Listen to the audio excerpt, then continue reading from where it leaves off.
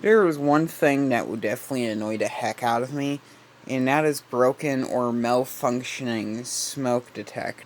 Well, those are some smoke detector covers. There's a smoke detector there, which I took down from my hallway, which has been up there for a while.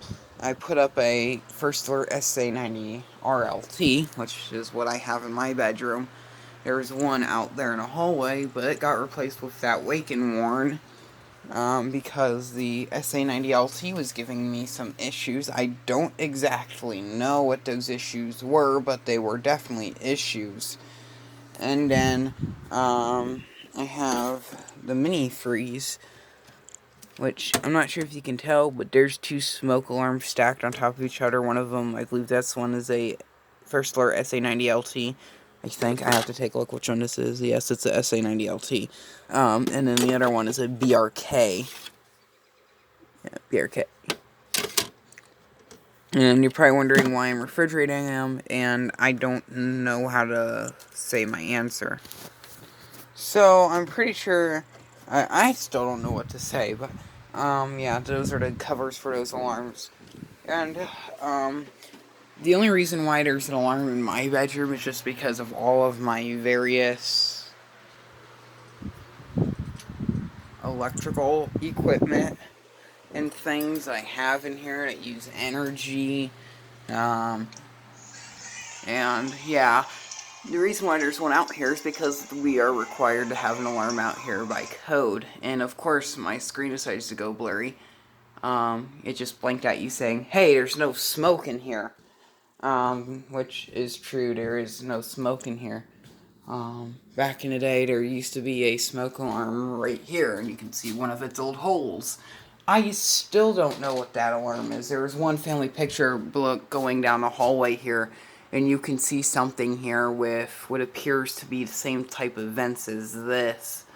But there's something that like sticks out of the bottom of the detector, and I still don't really know what that is.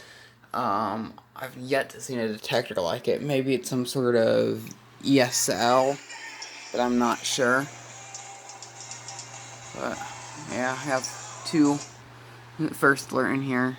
I really like these First Alert alarms. They work really well. They sense smoke. This one, I don't have a laser pointer or a flashlight or anything, but you can aim a light up at the test button, and it will just start testing the alarm for you. Um, Sorry about that weird noise. But if this was a modern home, what you would do, is, see how there's a smoke alarm in here? There should be one out in the hallway, one in a bedroom, one in this bedroom right here on the ceiling, one in this bedroom on the ceiling, and that would probably be the smoke detecting type things. And maybe not have that alarm out in the hallway. It should probably be right here. And if you really want to get serious, like I said, take that alarm out from there and put it somewhere around here, and then put the smoke alarm probably right here. I don't really know. We did get these new LEDs, which I don't think I've ever shown. I'm not sure if any of my videos show that there's actual track lighting there.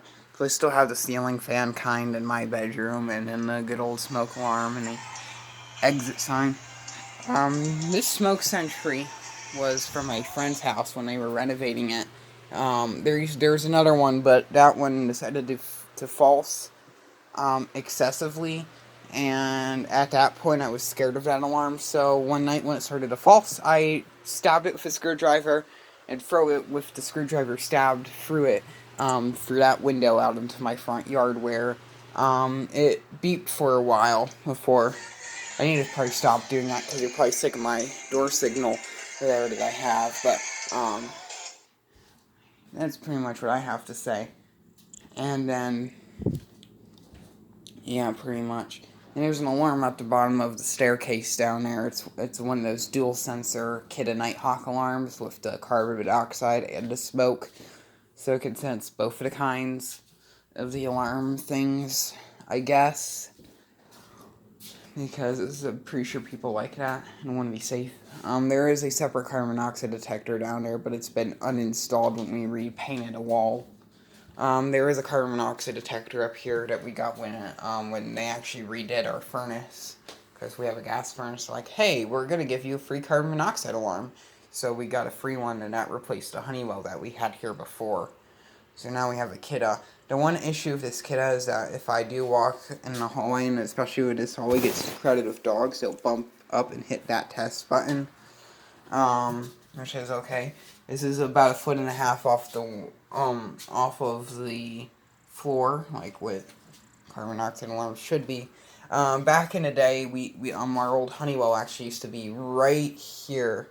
You can see the 2 holes from where it used to be at, and the reason why it was moved was because we constantly rubbed up against it with stuff, and it almost fell off the wall many times. Like, it almost got, it has a lot of scrapes on it, and you'll see. And it was moved over here because there's a doorknob sticking out here.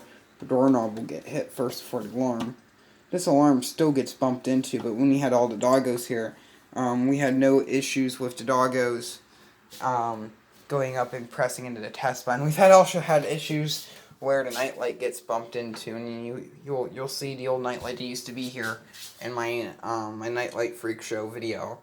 That it didn't work. And a little bit of a turnover. I think that bulb I showed you was actually a good bulb. It wasn't actually a dead bulb.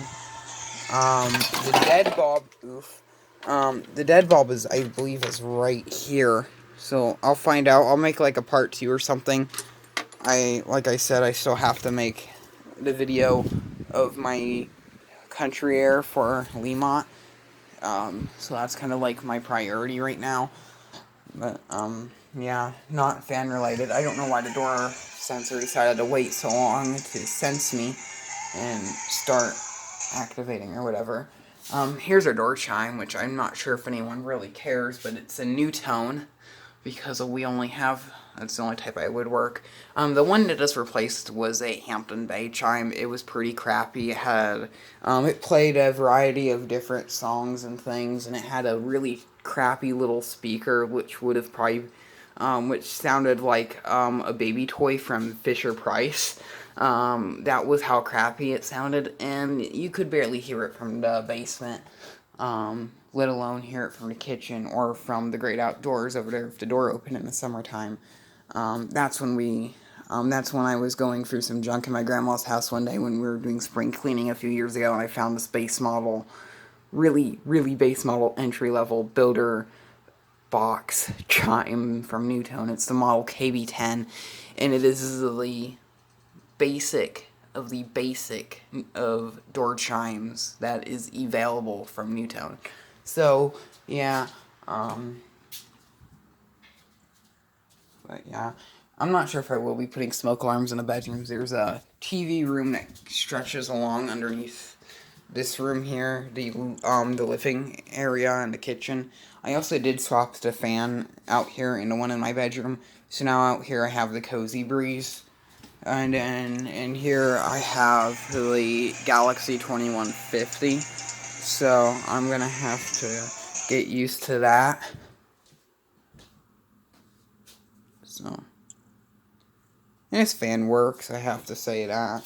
Kind of stand back a bit, you can actually see what it looks like. It's a pretty fan. I'm going to do a demonstration of it. This is my favorite fan in my collection. It takes a bit to get up to speed.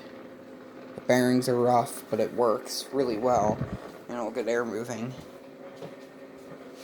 Actually, I may swap this out for the 2150. I'm not sure if my grandparents are going to be okay having to deal with this bearing noise. Believe it or not, this is my only Taiwanese oscillator. I wish I had more. This one's made by Kuo Horn. I love Kuo Horns. It's not a wind mirror. I think this was made to copy like a Navy's wind mirror, like NR16 or NR12 or something. I don't think the spin downtime, I'm pretty sure, is going to be pretty short because it's not been running for long. If the motor will heat up, it will definitely spin up. It has a DT466, which is a motor made for 12-inch oscillating fans. And the base even says that it's a 12-inch oscillating fan, which I don't know what that's all about. Because if you read the data plate on the bottom, it says it's for 16-inch. So that's pretty cool. I put the Galaxy in my bedroom. I feel like the Galaxy's pretty quiet. It's running on high speed, believe it or not, and it's still really quiet. It's an interesting cord. Yeah. I did do a little update to this fan here. The cord on it was getting pretty, like, worn out and frayed and stuff. It was starting to fray in one spot, so I had to replace it. So I had this cord, which is a... I don't even know how to say that. It's a old extension cord, and it's a little corroded. It's not suffered from molded plug disease yet, but I don't know. This is on that fluorescent... It was on that fluorescent light, so that's good. The speaker that was on that wall I took down. It's somewhere on the floor right there, because I was using it for something, and then the amplifier I was running it on, they've had for years, stopped working finally. And I didn't like how there's a hole sticking out of the wall. I could have put a fan blade or something up there, but I put a clock up because I had it in the basement. So that works. So yeah. So I guess, I don't really have anything else to say.